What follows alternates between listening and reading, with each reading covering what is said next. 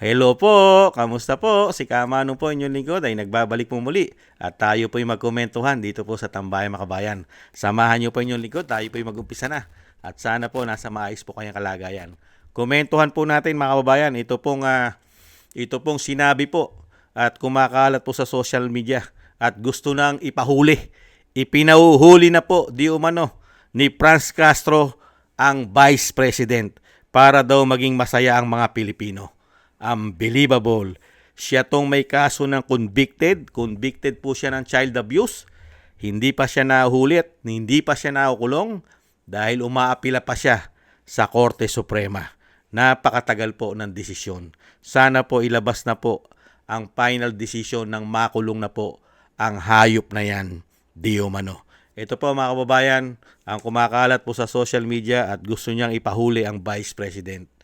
Ayon po kay Franz Castro, mga kababayan, sana hulihin niyo na rin si Sara para mas masaya ang mga Pilipino. Mga kababayan, Franz Castro, ACT Teacher Party List. ACT Teacher Party List. Ito po natalo po ito Talo po ito, tumakbo senador ito hindi po ba? Pero yung grupo niya nananatili po nasa House of Representatives at nagkakalat po ng kademonyohan di umano. Ang kapal po ng pagmumuka mga kababayan. Kung ito'y totoo na kumakalat at ito'y kanyang tinuran, napakakapal naman po ng pagmumuka nito. Siya pa ang nagkukonbinse at nag-uudyok na sana hulihin na raw si Sara para mas masaya ang mga Pilipino. Pambihira. Unbelievable. Mas malaki pa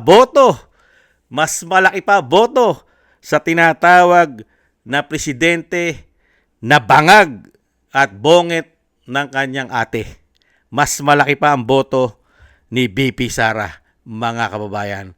At di hamak na napakalaki ng boto ni BP Sara sa lahat po kahit pagsama-samahin na po ang boto ng mga party list na salot sa ating bansa. Pagsama-samahin na po natin yung mga salot na mga party list, di umano, hindi po aabutin man lang yan kahit po 1/4 ng boto ng Vice President.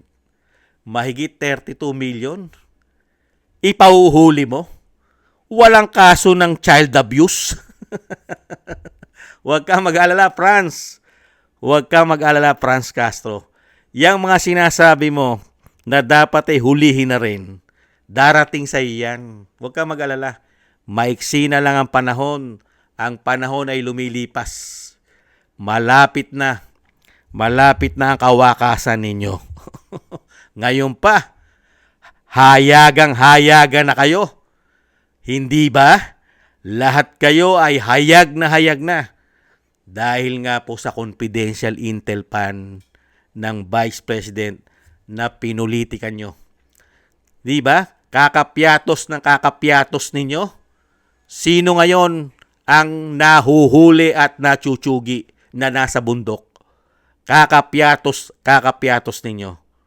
Sino ang nachuchugi? Sige nga. Hindi ba yung mga kabataan na brainwash nyo? Na walang kaalam-alam sa sitwasyon, pati ang mga magulang na nagdadalamhati ngayon para sa mga anak nila na brainwash ninyo. Samantalang inyong mga anak ay safe na safe. Hindi ba mga hudas kayo? Di umano. Kaya ito pong si Franz Castro, mga kabayan, bilang na po ang mga araw nito. Siya pa ang napakakapal na mukha para pahuli. Sana raw hulihin na si Sara. Hulihin na raw ang Vice President para daw masaya ang mga Pilipino. Hindi ba di hamak na masasaya tayo pagka ito'y hinulit, inaresto at kinulong na? Mababawasan ng isang salot sa lipunan, di umano. Mababawasan ng isang salot ng mahigit 50 years na salot sa ating bansa. Kahit isa, pag nakulong ito, kabawasan ito sa mga salot, di umano. Hindi po ba? Kaya sana abutan ko pa yan. Abutan ko po sana na ako'y buhay pa nang itong si Franz Castro ay inaaresto at kinukulong na. Abutan po sana ni Kamanong na ako'y buhay pa. Hindi po ba mga kababayan? Mabilis lang ang panahon. Pambihira, ikaw tong may kaso, convicted ka na. Umaapila ka lang sa korte kaya hindi ka pa nakukulong kasi umaapila ka pa. Hindi po ba? Pero may convicted ka na, conviction ka na. Nahatulan ka na sa lower court. Nahatulan ka na. Hindi po ba? Tapos ngayon, si BP Sara gusto mo pa-aresto. Kaya nga po, gustong-gusto nga natin Nagkamali nga lang po tayo mga kababayan. Nagkamali lang po tayo ng taong hinalal.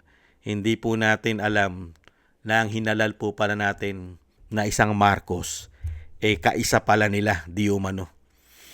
Hindi pala ang layunin ng mga Marcos ay iayos ang bansa at ang mga salot sa lipunan ay burahin na nang ang bansa ay umasenso. Tanggalin na sa lipunan ang mga makakaliwa. Hindi pala ganun. Ang nakita natin, magkakasama pa sila. Di umano. Hindi po ba? Yan po mga kababayan, ang iintayin po natin dito po sa mga salot na ito. Maghintay lang po tayo mga kababayan. At ako po'y umaasa na mabilis lang naman po ang panahon. At itong si BP Sara, pag hindi po nila ito napabagsak, yari sila. Kauna-unahan na itong Makabayan Black. At gusto rin po nating malaman at gusto ko rin po malaman sa mahigit 50 years, napakatagal na po ng party list ng mga hayop na ito, di umano. Gustong-gusto ko rin po sana na malaman at sana ganun din po kayo. Sana malaman po ng taong bayan kung saan po pinagdadala ang napakalalaking budget, daan-daang milyon na nakukuha po ng mga party list na mga salot sa lipunan, di umano. Ano kaya ang pinaggamitan, ano kaya ang mga programa nila? Sana po ma-audit po ang mga hayop na yan para malaman po natin kung ang pera ng taong bayan ay dinadala sa bundok at binibili ng armas at bala. Hindi po ba? At ipinangsusuporta sa bundok. Sana po mga kababayan, dumating po ang panahon na ito po mga tao na ito ay maimbestigahan kung saan po dinadala ang pera ng bayan. At syempre, maubos na po yan para po ang mga kabataan, ang ating mga anak, ay magkaroon naman po ng kapayapaan, lalo-lalo po sa mga state university. Hindi po ba? Ano kasi yan Parang cancer yan Cancer po yan mga kababayan. Ito pong mga makakaliwa. Ito pong CPP, NPA, NDF. Mga salot ito Kasi hindi lang naman po itong grupo na ito Meron pa rin po sa eskwelahan Meron pa rin po mga teacher, di umano, na sumusuporta dyan. May media, di umano. May mga kaparian, di umano. Ganon din ang mga madre. Hindi po ba? Pati mga oligarkiya, yata, di umano'y sumusuporta dyan. Nagpopondo. Hindi kaya? Kaya po, napakahirap po ng pagdadaanan po, mga kababayan, sa mga tao na ito dahil napakaraming sumusuporta. Kaya nga po si dating Pangulong Duterte ay talagang nahirapan din po sa mga tao na ito. Pero sa kabila nun, tumayo siya at nanindigan siya para ang mga tao na ito ay mabawasan. Napakalaking kabawasan, nakita naman natin. Akala nga natin magtutuloy-tuloy Akala natin ipagpapatuloy na presidente na bangag ayon sa kanyang ate. Hindi pala. Iba pala layunin ng sinasabing bangag. Ang layunin pala niyan ay manatili na parang tatay niya na ayaw nang umalis sa kapangyarihan. At grabing mamulitika. Maraming salamat po mga kababayan. At syempre, tayo po ay manalangin at magdasal na sana itong mga tao na ito ay sa lalong mabilis ay magwakas na po ang kanilang mga kasamaan. Maraming salamat po sa inyo mga kababayan sa gusto po ng Tambayan mga kababayan sa YouTube at TikTok. At ganoon din po sa ating mga subscribers, sa mga nagko-comment, like, share, and subscribe. Mabuhay po kayo. Shoutout po sa inyo lahat. At thank you rin po sa mga nagbibigay po ng tulong at biyaya. Shoutout po kay Tatay Nick ng Canada, Mila Yi, ako si Pilam, Jem Aris ng United Arab Emirates, si Eric Hershaw ng Canada, Kingston ng Hong Kong, Jake Yahut ng California, USA, Gina Ray ng Berlin, Germany, Julieta Celona ng Sydney, Australia, Baby Roman Ate Isa ng Cagayan, ako si Pilam, Gay at Siena, Nancy Lumampaw, Balance Vision TV, Jesus Valdefena at Rolando Guerrero. Shoutout po sa inyo lahat mga kabayan. Ingat-ingat po kayo, lalong-lalo po sa inyo po mga paggawa at God bless po sa inyong lahat. Muli po mga kabayan, tiis-tiis lang po muna tayo at magdasal. Muli po, bye-bye!